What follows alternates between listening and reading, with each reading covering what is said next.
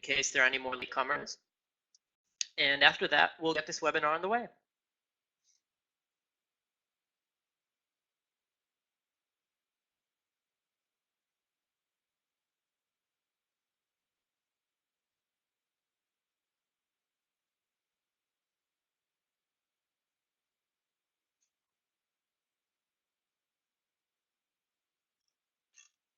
In the meantime, for those of you already here with us, you can see that you have a chat box on the right side of your screen.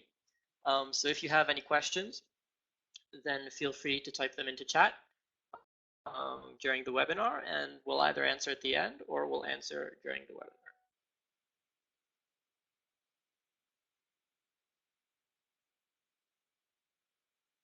Can you all hear me, by the way? Can you all hear me well?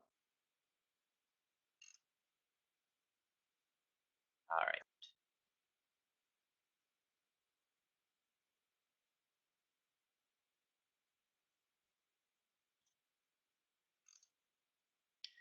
Okay, cool. So let's start. So today's webinar is a joint effort from us at examPAL and PrepAdviser.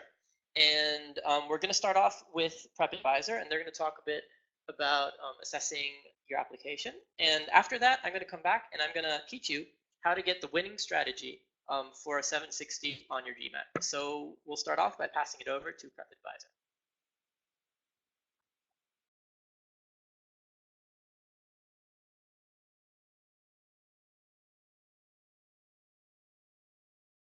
My name is Iliana Bobova. I'm head of admissions consulting at PrepAdviser. And today I will tell you about how business schools evaluate your profile and how you should prepare for a profile evaluation. Just very quickly on this first slide, I want you to know that I've been on all sides of this process. I worked as a recruitment and admissions counselor for executive MBA, MBA Masters, and bachelor's programs. And I've also been on the other side advising prospective students like you on their application preparation. So this is just for you to understand what perspective I have when I'm speaking to you tonight. Another organizational announcement is that I will be taking all of your individual questions on Monday during the live chat, which will take place on PrepAdviser. On the homepage, when you go, there will be an open live chat between 10 o'clock and 11 o'clock Central European Summer Time. And this is just for 1 hour live. And throughout the day, you can also post all of your questions in the forum on PrepAdviser. There is a topic open there. And I will be able to respond to your questions during the whole day on Monday. So now let's focus on this presentation, which aims to give you an idea about what business schools look for in your profile, what makes your MBA profile, and connecting to the presentation of David from examPAL, how the test scores, especially the GMAT test scores, play a role in this profile evaluation. So basically, you can have your profile evaluated at two stages. Stage one is before you even apply to a business school. During the school selection process, during the research, during the research that will help you decide where to apply for admission. This is important for you to understand for an MBA, for what caliber of MBA programs and schools you're qualified, and to build your initial application strategy. So I guess many of you haven't thought about it, but the profile evaluation is a great tool to use during the school selection research. And it's actually great to have your profile evaluated as early as you start thinking about doing an MBA.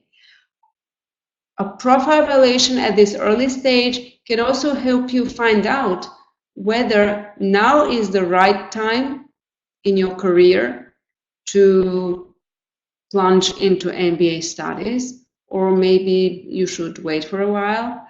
And even this evaluation can help you realize if the MBA is actually not the right step for you. And although these two things might sound like negative results, they are very essential decisions for you career-wise. So it's good to consider a profile evaluation at the early stages. So how you can have your profile evaluated? Like level 1 is using some automatic online profile evaluation tools on different websites. PrepAdviser has different options for that. These tools can be helpful to give you a general idea of whether you're eligible and for what caliber of schools you're eligible. Some of those tools can also provide an initial list of schools for which you're a good fit. But this is, again, just some guideline for you. This should not be your final shortlisted schools. When you use these online tools, you have to make sure you understand the algorithm, you understand how many schools are included in their database, how they have been pre-selected, so that you know how to interpret the results. But the online tools are, again, a good first step to give you an idea about where you stand with your overall MBA profile. Another option is to go for expert or admissions coach evaluation of your MBA profile. And this is helpful in different ways. First, it's usually interactive. It could be face-to-face. It could be online. And the value is that you can really ask a lot of questions to the expert and understand the strengths of your profile as well as the areas where you can improve. And if you do this evaluation early, before you even select the schools, this will give you a lot of helpful information about what schools to target, but also what you can work on to build a really strong application. And finally, a third option for this early stage is to contact some business schools officers to give you feedback on how well your profile fits their program.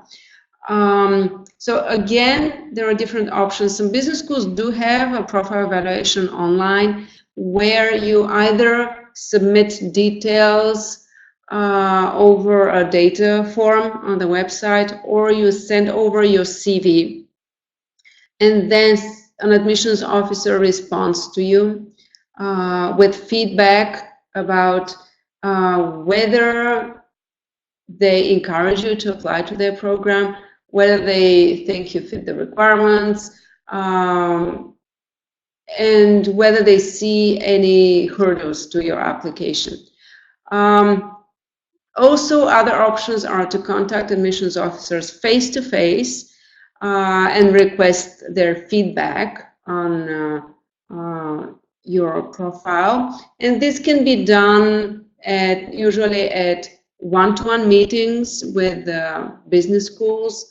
For example, one-to-one meetings at Access MBA events or Access Masters events, or during sometimes during live chats or webinars. You can also ask, but then you can ask specific questions about elements of your profile. The limitations of having feedback from admissions officers at this early stage is that they are in a position to only evaluate your eligibility for their program, for their schools. So if you're wondering whether a dream school is a good fit for you, or it is a stretch for you, you can approach admissions officers at this early stage so that you know whether at all to consider the school for your application, or whether to consider it now or to postpone your application in order to improve. Okay, so I mean, these are all steps that you can take during the school selection process. The next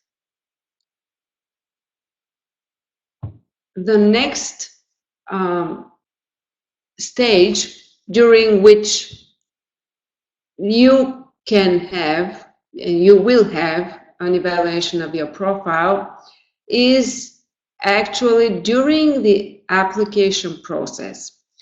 And here I have listed the different people and types of positions who will be eventually reviewing your application, either while you are still preparing the application or after you have submitted your application. And it's good to realize that there is not just one person.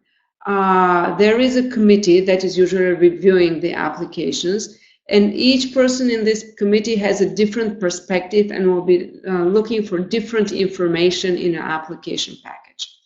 So usually the first people who see the application or elements of it are the admissions officers, and they work with you all the way through submitting your application. You can meet them face-to-face, as I already said, at different events or during campus visits or during webinars. They can guide you while you develop the application package if you have any questions.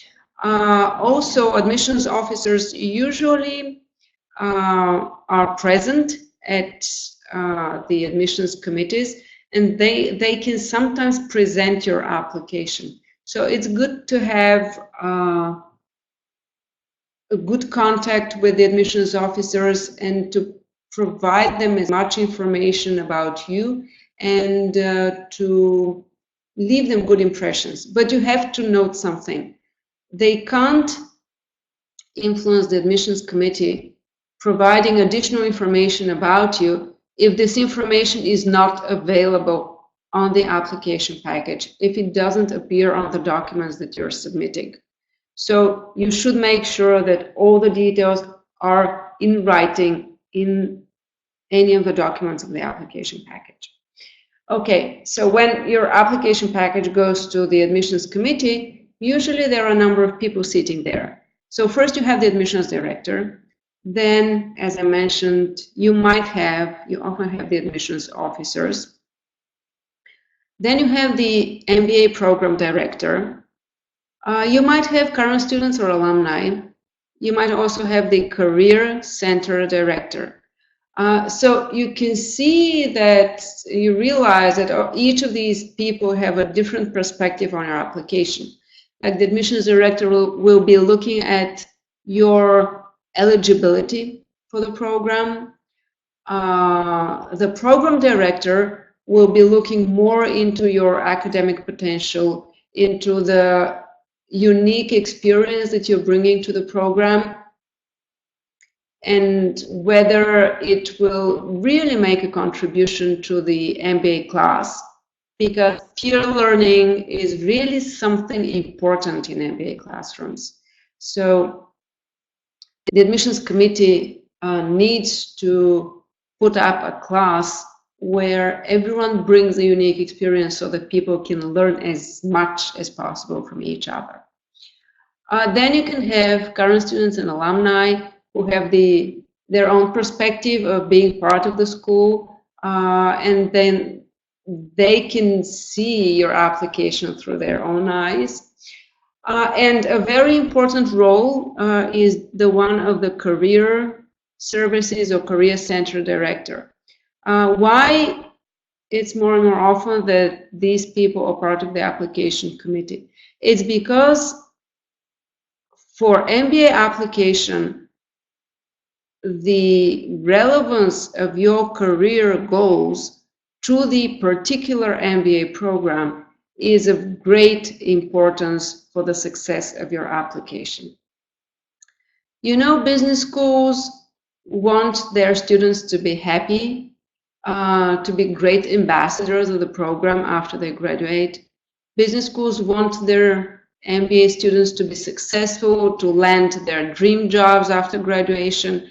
So during this early stage, during the application, they consider whether your career goal is something that the school can help you achieve. And if the school and if the committee feels that your goal is not something that the school can contribute to, then they might reject your application for admission. Because why? Because if they admit you, you will be unhappy because you will not receive what you need. And then you will not be a good ambassador for the school. So I have seen in my practice a number of cases where applicants either didn't choose the school to be adequate to their career goals, or in their application form they failed to explain well enough their career goals and how the program can help them meet the goals. Okay, so the moral of the story from this slide is to have into consideration the different people that will be looking at your application, and make sure that you provide data and information and real-life examples that will support your application in the eyes of these people. So actually, what is it, an MBA profile? What is a business school profile? So here is a list of what actually builds your profile. So first, an MBA is a master's degree. It's for you going to graduate school, which means that there are some academic requirements that you have to meet. MBA programs require minimum a bachelor's degree. People with a master's degree can also apply, but these are minimum academic requirements that you have to meet. Then for MBA, there are certain professional qualifications that are also taken into consideration. For example, years of work experience, and here it is full-time work experience that matters, is taken into consideration.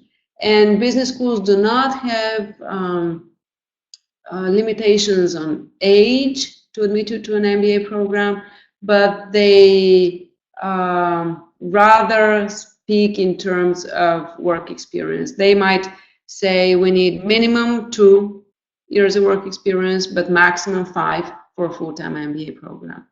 Or we might require minimum 5 years for an MBA program. They might also require managerial experience, not just any work experience, but managerial experience. Another important factor is the relevance of work experience. An MBA is for people who want to have a career as business leaders and managers. So even if programs do not require that you already have a managerial experience, it's good that you demonstrate that you have the potential to grow as a manager and as a business leader through your career progression so far, through the types of responsibilities that you have taken so far in your career. So these two elements, years of work experience, relevance of work experience, are part of this professional evaluation, whether you qualify for an MBA. Another important factor is your aptitude. So whether you have the skills and knowledge to succeed in graduate school in a management program. So they might be looking at your GPA, your scores from your first university degree or from your master's degree, just to make sure you have the capacity to work in a higher academic level setting. Then again, as I said, they will be looking at the quality of your work experience, again, looking for this potential for you to develop as a manager, business leader. They will also be checking your academic and professional interests. Everyone has some academic background from the bachelor's degree or master's degree and has some professional interests, but they're looking for a match between what the school offers and what you actually need and have the potential for. For example, whether you want to focus more on strategy or more on finance in the program, and whether you have the background to do that. So this is also part of the check and part of what builds your profile. And finally, there are a number of factors through which they check whether you can succeed in business schools, whether you have the language skills to study complicated academic subjects entirely taught in English, and you need to have all the skills, not just speaking, not just reading, not just writing, but all of them, because you will need all of them in the classroom and on campus. And last but definitely not least, an MBA program requires strong analytical and quantitative skills, and sometimes, or for some master's programs, subject matter skills. So there are international recognized tests like the GMAT, jury general or jury subject tests that speak about your skills. They're evidence of your analytical and quantitative skills. So all these factors are part of your profile, and they will be evaluated by the admissions committee or by the profile evaluator. So, and here is the process. Of course, business schools have different practices, but usually they evaluate these three things: qualifications and eligibility, potential for success, and the X factors. So, and here I want to highlight the eligibility requirements are something fixed. You either meet them or you don't meet them. This is the basics. If you don't meet them, you don't stand chances for admission. So the first thing is that the admissions officers make sure you meet the requirements, whether you have the bachelor's degree minimum or higher, whether you have the work experience they require in terms of years and in terms of quality. Sometimes they can mention an age range also, but as I already said, it's primarily through the work experience. Then come the tests: language skills through TOEFL, IELTS, etc. Aptitude skills primarily through the GMAT for MBA studies. And the important thing here to realize is that these tests can be a pre-selector for top schools. So top schools might start reviewing your application from your scores. And if they see that your GMAT score is not enough, doesn't meet their minimum requirement, then this is again a factor to reject you at the early stage of selection, at pre-selection. So test scores can really play a crucial role in the application. And then at the next stage, as I already mentioned, they consider the factors that really make a difference between applicants in terms of their profile: their unique experiences, their potential for contribution to the learning environment in the classroom, their potential to grow as managers, again, the adequacy of their career plans, and how the school can help them achieve their plans. So this is briefly an outline of the evaluation process and of the elements that build your MBA profile. And I will be glad to get into more details and respond to questions individually on Monday through the live chat and the forum. On PrepAdviser, you can find a lot of much more detailed resources on the topic. So I hope to answer any questions on Monday. And now I would like to give the floor to David, who will speak about this crucial element, the GMAT test, because the GMAT test is essential for convincing the committee that you have the potential, the analytical and the quantitative skills to succeed in the demanding MBA programs. And this is particularly important for people who don't come from an engineering background or from a finance background. And the GMAT is really a great way for them to show off the skills that are so essential, they're life-saving in the MBA classroom.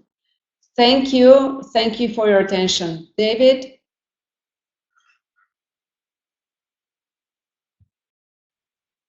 All right, Iliana, thank you very much for all that information on setting up your application profile and for the links. And I hope this live chat, and note that 2 links have been put into chat, which you can follow to look about the topics. So we're going to switch over to the GMAT itself. And before we start, just so I sort of get a feel for the people here with me today, I'd like to ask a short survey. I'll take a short survey.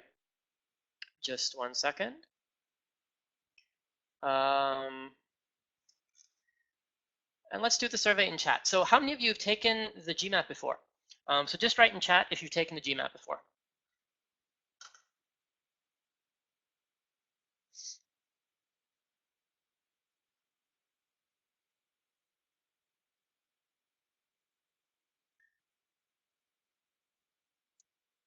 All right, so there's a bit of yeses, but there's quite a bit more of no's. So for most of you, this is the first time taking your GMAT.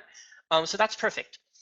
So what we're going to do today, essentially, is we're going to focus in on how you can join what we'd like to call the 700 Club, which is essentially how you can break the score of 700. And, oh, I see the slide is loading. There we go. And essentially, this talk will be divided into 3 parts. The first part is going to talk about the tools that you need to get 700, which are cognitive flexibility and rapid improvement, and we'll talk about those along the way. And the second part, we'll talk about the winning study plan, which is how do you implement these ideas into an actual day-by-day study plan, including the material that you have to go over. So before we start, I'd just like to introduce the company for those of you not familiar with us. So examPAL was founded by essentially test prep teachers. We've been in the business for 20 or so years, teaching regular brick and mortar classrooms. And what we realized is that one size does not fit all. And so we built an online platform where we could work with students from all around the world, and we use machine learning along with crowd wisdom, and I'll explain a bit more how this works later on, in order to personalize the question and solution approach. And this isn't just an online platform, we're also in the background, and we offer support via chat for any specific questions our students have. If you like, you can open up a free account with us, and you can use this on various types of technologies. So the 700 Club, how do you get a 700? And the first thing that you need to realize is that breaking the 700, or maybe you don't even need a 700, maybe you just need a 600 or a 650. Different schools have different requirements. But whatever the score that you need to realize that getting that score on the GMAT is not about being super smart. It's not about having a world of knowledge. You don't need to be a math major. As Iliana said, any type of major can succeed in the GMAT. And the GMAT is also used to prove that not only engineers and finance students can succeed, but also others. And so essentially it's about skills, like I said before. It's about developing the right set of skills and learning how to apply knowledge in the GMAT. And what many people also don't realize, or rather they realize it too late in the process, is that the GMAT is not about just practice. The famous adage that practice makes perfect does not work here. Because what you really need to do is you need to understand what the best methods to solve each question are, and you need to understand, you need to learn yourself. You need to learn which methods work best for you. And really, this boils down to timing. So the hardest thing on the GMAT isn't the material. All of the material on the GMAT is more or less high school material. All right, all of the maths are basically high school level. The logic is just basic sort of everyday logic in the verbal section, and the vocabulary, maybe you'll need to work on it a bit, maybe not, depending on your personal level. So what is the trick? What is the catch? Why is it so difficult? It's difficult because you don't have time. You only have 2 minutes on average per question in the quant section, and a bit less than that in the verbal section. And even if you could translate into equations and write everything down properly and do a full analysis and get to the right answer, usually you just don't have the time to do that. And this is why you need cognitive flexibility. This is why you need to develop the ability to find the fastest way to get to the correct answer, and then you need to apply that. And this is essentially what we teach at examPAL.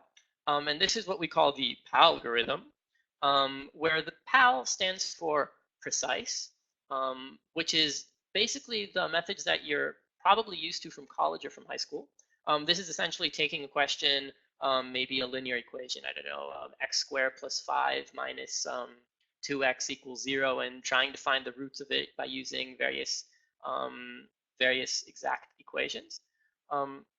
Alternative methods are usually different. They're like orthogonal. They're a completely different type of method you can use to solve questions. And how do they work? They work by getting you to the right answer. These are not guesses, but you sometimes don't know why that answer is right. So for example, if your question asks you about a certain range of something or another, and you see that 4 out of the 5 answers are impossible. They're talking about numbers that are too small or too big. They can't possibly be the right answer. Then you know that the 5th number is the correct answer. Now, you haven't plugged anything into an equation. You haven't fully solved it. If someone were to ask you, why is this the right answer? You wouldn't know. But the point is, it doesn't matter.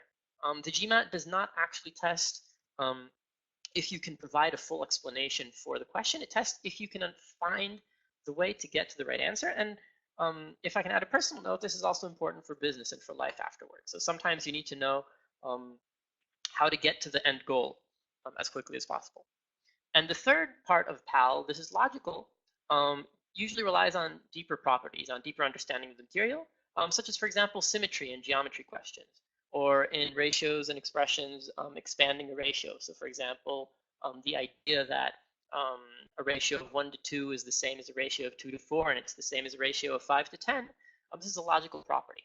Or for example, the property that an even number plus another even number is always even, this is a logical property. You don't actually need to write things down into equations in order to understand that an even plus an even equals an even. And so to tie it back in, we're talking about cognitive flexibility. We're talking about these different approaches for answering questions. And the question that you need to ask yourself while you're studying is, what are a question's different characteristics? And what are my personal strengths and weaknesses as a student? Am I really good with equations or really bad with them? Do I know how to guess numbers which will help show me what the exam writer is trying to ask? Do I know how to use the answers properly? Which is my preferred approach to solve a specific question? And this is what we do. And this is, again, as I started off by saying, we're a bunch of teachers, basically, who, with a bunch of tech wizards, have built up the platform. And we suggest different solutions to each student. And as you use, and I'll explain how this works later on, but as you use the platform, we learn how you think, we learn how you solve questions and what mistakes you make, and then we suggest the right solution for you. And even if you're studying by books or with a different company, this is definitely something you need to do for yourself. So you need to learn to identify which questions should be solved with which approaches and which approaches work for you. And so I'm going to go through a few questions which sort of make all these ideas that I've been talking about concrete. And so what we're going to do, and keep in mind that the prime difficulty of the GMAT is timing. I'm going to flash the first question on the screen for, say, maybe 10 to 20 seconds. And I'd like you to read it. And I'd like you to think for yourself, how should I solve this question? Should I solve this question by trying to translate it into equations and fully solving the equations? Should I solve, this is a precise approach. Should I solve the question by maybe looking for some kind of shortcut which gets to the answer without actually solving it, some way of using the answers perhaps, which is an alternative approach, or is there maybe some sort of hidden logic underneath the question which can allow me to circumvent calculations and get straight to the right answer? This is a logical approach. So this is the question. You have 20 seconds to read it and to arrive at some sort of decision, and then I'm going to pop up a survey and see what you think.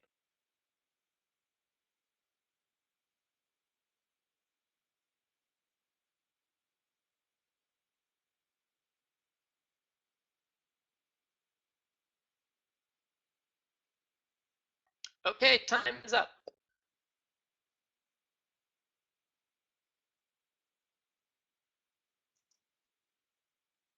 So the survey should be on your screen now. How do you think? How would you solve this question?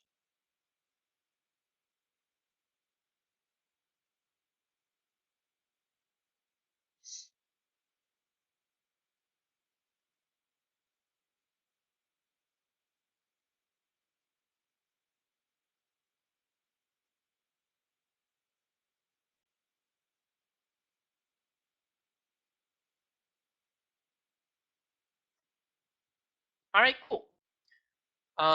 So their answers. Their survey results should be there on your screen now.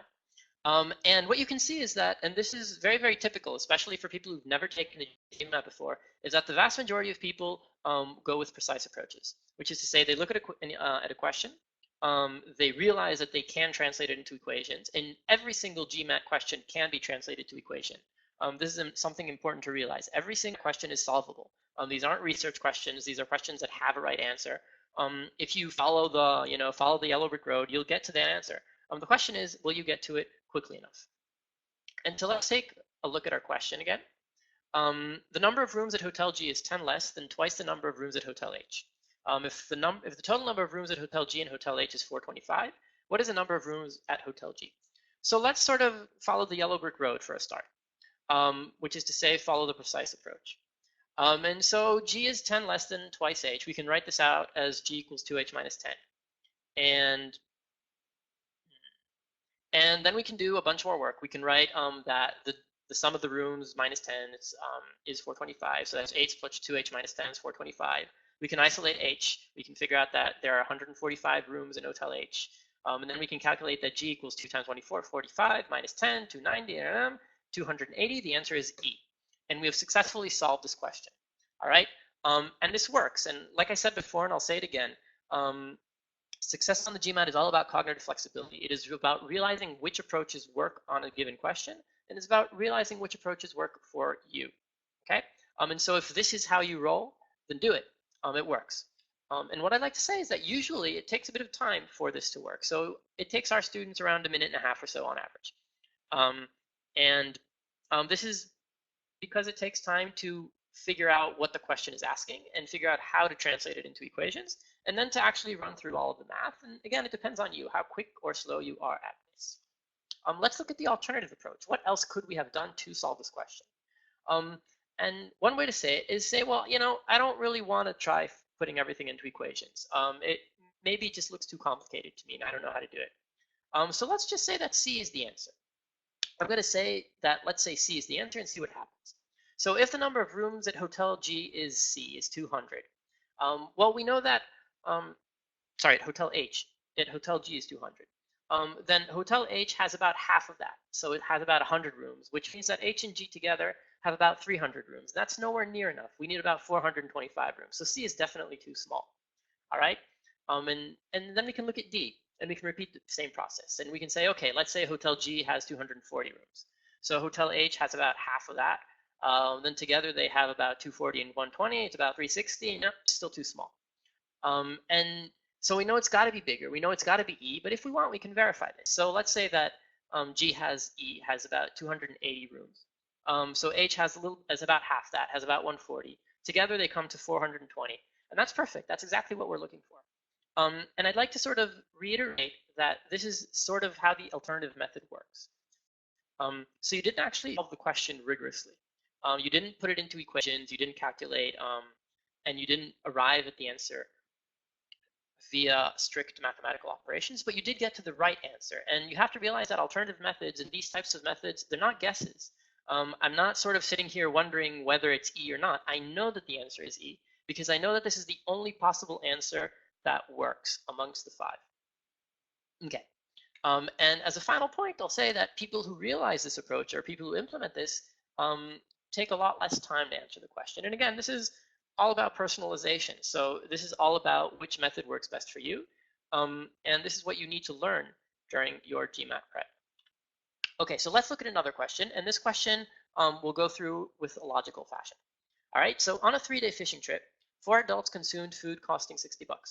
For the same food cost per person per day, what would be the cost of food consumed by 7 adults during a 5-day fishing trip? Okay, so again, what we could do is we could write this down as equations and then sort of divide and multiply and do all that kind of stuff. And we can also just use the fact that the ratios are preserved even if we expand or reduce them. And what do I mean by this? I mean that if instead of a 3-day fishing trip, this was a 1-day fishing trip, then instead of $60, it would need to cost $20 because it's a third of the time and therefore it costs a third of the money. And if instead of 4 adults, we had 1 adult, then we could divide that money by another 4 and we see that we have $5 per adult per day. And so now that we know that we need $5 per adult per day, then all we need to do is multiply it by 7 adults and by 5 days to have our answer. And again, we can either estimate that this is around 150, 200, or we can actually calculate and see that this is answer number B. And this is short. This is relatively fast. Like if I go back up to the top slide, then I didn't write down any equations at all. I just sort of looked at my 3 to 4 to 60, and then I changed that to 1 to 4 to 20, and then I changed it to 1 to 1 to 5, and then I multiplied the numbers, and that's it. I was done. And again, this is all about timing, and this is all about finding which strategies work quickly for you. Okay, and now we're going to switch over to a few verbal questions. And what I want to emphasize about verbal, especially for those of you who aren't native English speakers, is that most students waste an enormous amount of time on the verbal section. And they do this because they try reading every single one of the answers, especially in, for example, critical reasoning, where if, for those of you not familiar, we're going to see a question shortly, but what happens in critical reasoning is that you're given a short passage, a logical passage, and you need to understand what the logic of the passage is. And then you're asked a question like, what are the assumptions behind this logic? Or what would strengthen this argument, or what would weaken it? And then you have 5 answer choices, and you need to read every single one of them, or hopefully not. And you need to understand them, and you need to figure out which of them does it and which doesn't, which is to say which answers the question. And what usually happens is that people get really, really confused. And maybe I'll just switch over the question so you understand what I mean. So this is a critical reasoning question. Let's read it. The interview is an essential part of a successful hiring program because with it, job applicants who have personalities that are unsuited to the requirements of the job will be eliminated from consideration. This argument logically depends on which of the following assumptions. Now, the naive approach for most students, and even for sometimes for more experienced students, is to just start reading the options. It's to go to A and say, well, a hiring program will be successful if it includes interviews. And then they think about it. Is this an assumption? Is this not an assumption? They go back to the question stem, they read it. They do the same for B, the same for C, the same for D, the same for E. This takes a long, long, long, long time. And it's really not necessary at all. And so quite a lot of the methods for success on verbal are about inference. They're about learning how to guess what the right answer is going to look like before looking at the answers, which is to say forming an opinion about this question before looking at the answers and then looking at it. All right, so let's go over the question together. And so first we want to break down the question into its logical components. All right, and we like to do this with a flowchart. And so what this question is saying is that an interview is successful because it can eliminate people with unsuitable personalities. All right, that is the whole logic of the sentence. And then if you're thinking about an assumption that is behind this specific argument, then you're essentially looking for an arrow leading into unsuitable personalities. You're looking for something that is absolutely necessary for this logic to be true. And without this statement, this assumption, the logic would not hold. The statement would be false. And in this case, after sitting and maybe thinking for a bit, or maybe it pops out straight up at you, then one of the key assumptions behind this question is that the interview can actually do its job, which is to say that the interview can actually identify which people have unsuitable personalities. Otherwise, the entire logic of the statement falls through. And even if you didn't guess this specifically, even if you had other ideas, then what you would then do is you would go to the answers. And as someone has already mentioned in chat, C is the right answer. And you would see that C is there, which is to say what we thought would be an assumption, what we guessed would be a likely assumption, is actually an answer choice. And usually this saves an enormous amount of time because you don't actually read the questions and you don't actually get confused by all of the different answer choices. And I suppose this is something that you'll see as you practice, but it is a very important part of verbal. Okay, so let me sum up what we've gone over up till now. We've talked a little bit about what you need to learn in order to succeed at the GMAT. And note that this is learning, it's not practicing. It's not doing thousands and thousands and thousands of problems. It's doing a right number of problems and learning from them, learning which solutions work for which problems, which solutions work for you. At examPAL, we divide these three approaches into precise, alternative, and logical, which is to say we group all solution approaches into three main categories. And we show you them to you. We show you the different tools available, okay? And so let's say you've done that. And a few of you have said that you've already done the GMAT before. So you've already probably been familiar with much of what I have said. And sometimes what happens when you study for the GMAT is that you study and study and study and study and study, and you get to a wall. You get to a glass ceiling. You get to, like, I don't know, a 600 or a 620 or a 680, and you just can't break that. And this is the step that we call the plateau. And this is the second important part that you need, skill that you need to master in order to beat the GMAT, which is rapid improvement. All right? And in order to break this, usually what you need to do is not more practicing, because doing more of the same will keep you in exactly the same place. What you need is to change up your game. What you need is to learn how to take your mistakes and turn them into opportunities. And we like to divide mistakes into three categories. The first type of mistake is professional, which is to say you just didn't know the material. You weren't well-versed enough in number properties or in circles or in the specific vocabulary or grammar rules you needed to know. And you just basically need to go back and review your fundamentals. And this is usually the easiest type of mistake to solve. The second type of mistake is technical. This has often to do with focus and carelessness. So maybe you dropped a plus or a minus, or you simplified an equation incorrectly, or you didn't understand your scribbles on the scratch pad or something like that.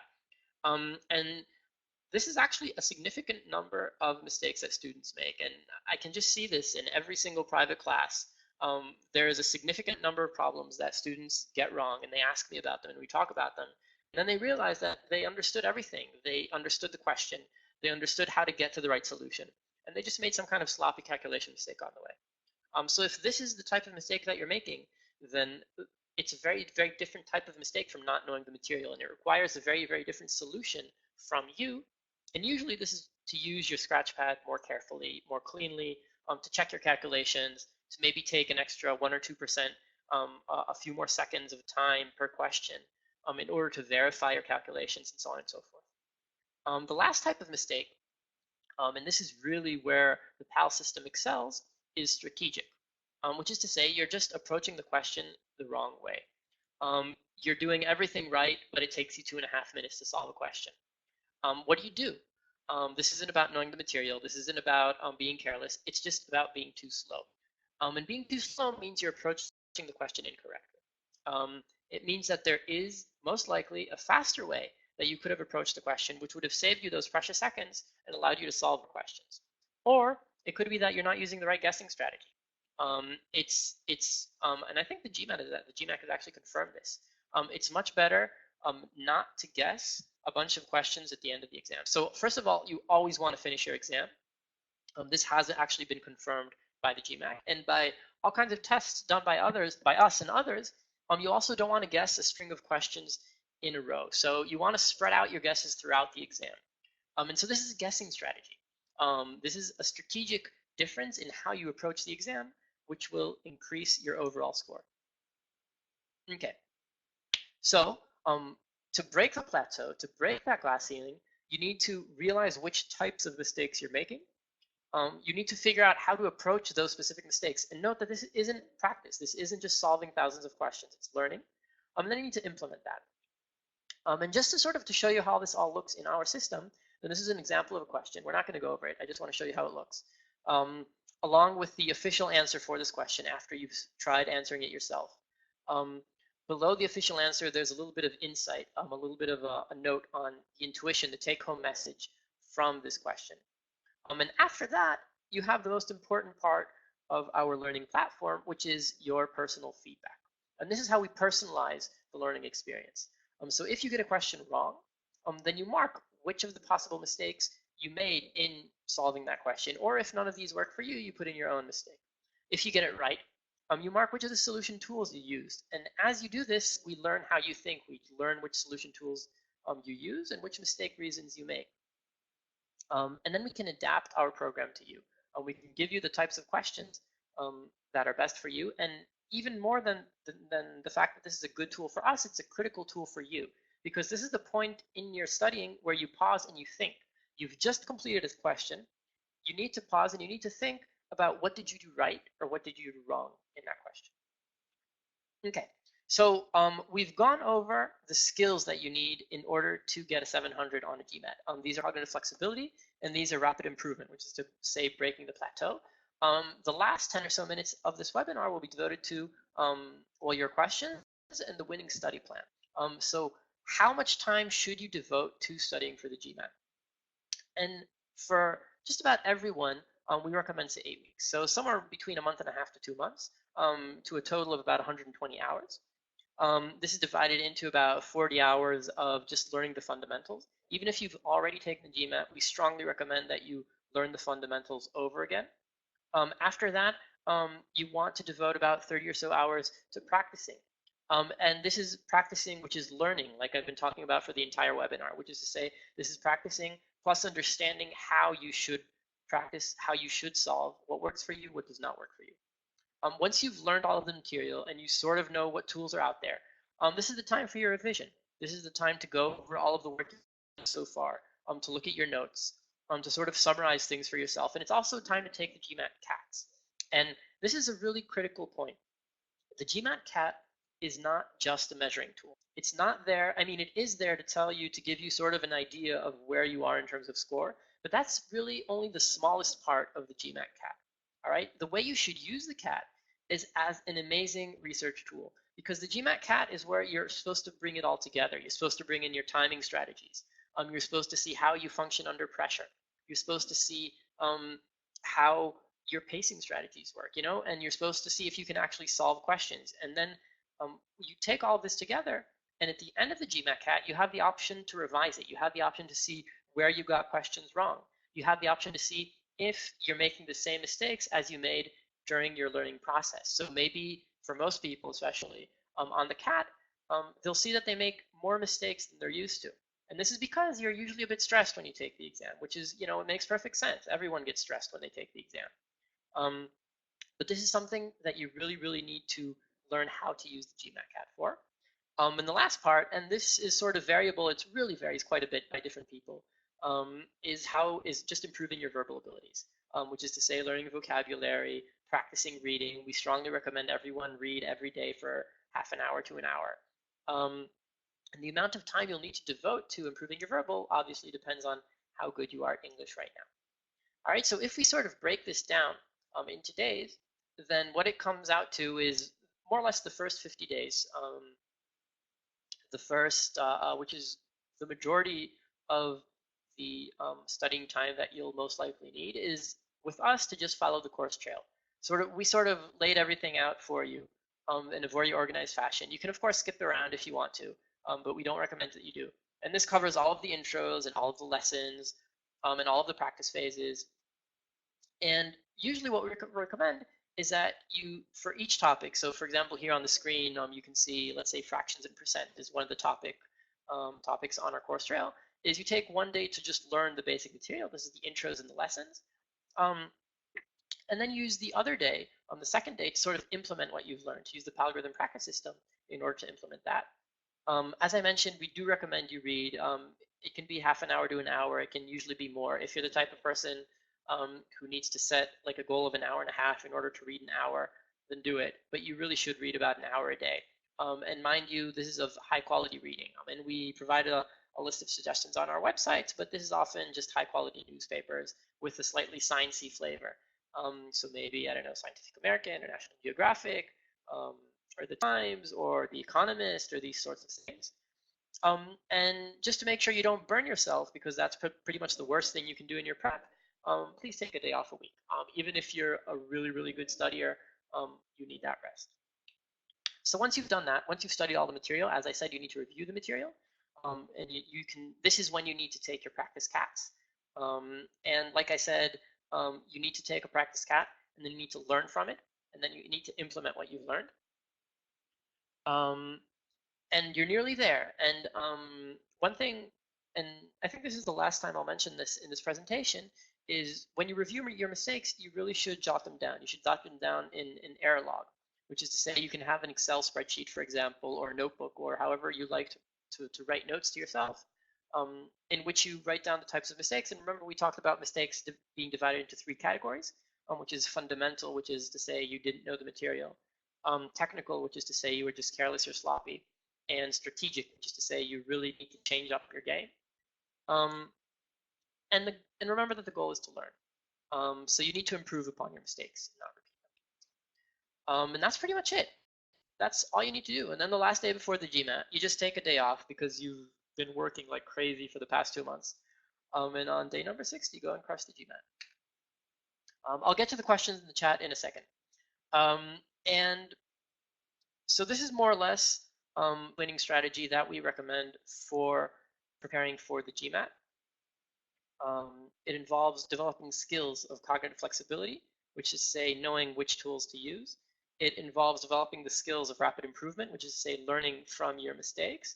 It involves implementing the right study plan, which is to say you want to study enough time so that you understand the material, but don't spread your learning time over 3 to 4 months. Usually by the time you get to the end of that, you'll have forgotten what you studied at the beginning.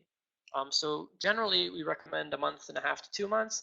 If you really need a lot more time and boost in verbal, then you can add another month onto that, but no more.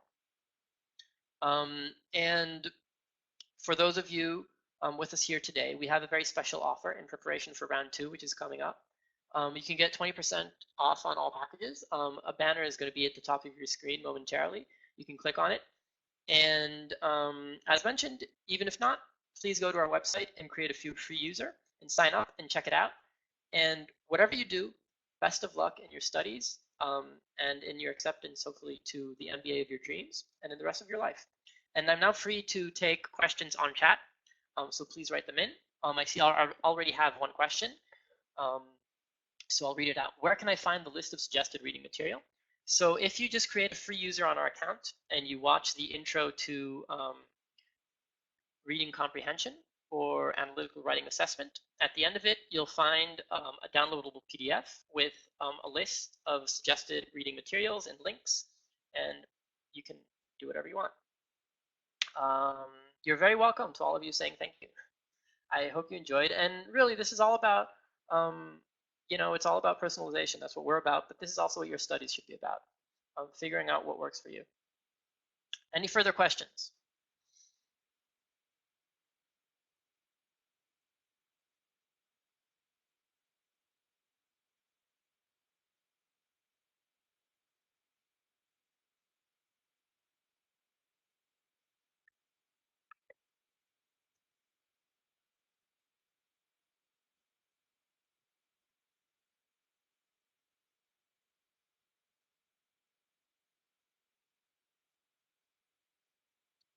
I see someone typing. I think we have one question coming up.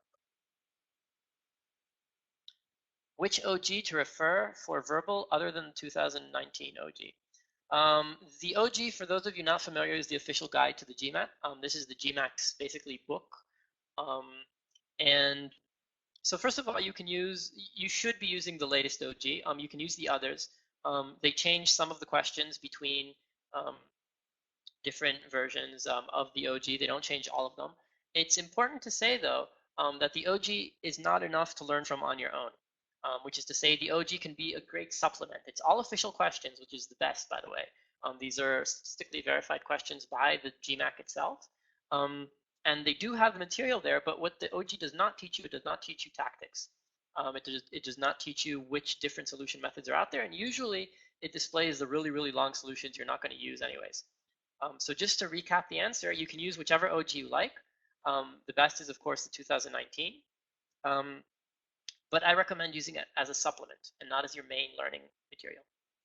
Okay, next question. Should more focus be spent on verbal or on quant? Or is this unique for every candidate? I think you've answered the question yourself. It's unique for every candidate. What I will say is that if you're not a native English speaker, or you feel that your English is poor, say, for example, you skim a few GMAT questions and you realize you're just not up to it, then you might consider taking a month of, let's call it pre-prep. Before even starting on preparing for the GMAT, just take a month to boost up your English skills, just by reading every day, learning vocabulary, that sort of thing. Otherwise, it's more or less even. It really does depend on you. It depends also how good your quant skills are, how quickly you absorb the quant material. And you know what else it depends on? It depends on your score. So for those of you not familiar, there is tables out there which list which help you basically calculate your GMAT score. So if you say want a score of 650, then it tells you what combinations of verbal and of quant are good enough for that 650. And so based on these tables, you know what to aim for. You know which level of quant and verbal, which combination of them you need. Okay, we're over time. So is there one last question that someone wants to ask? Let's see if anyone starts typing. Yes, we have a winner. Okay, one last question.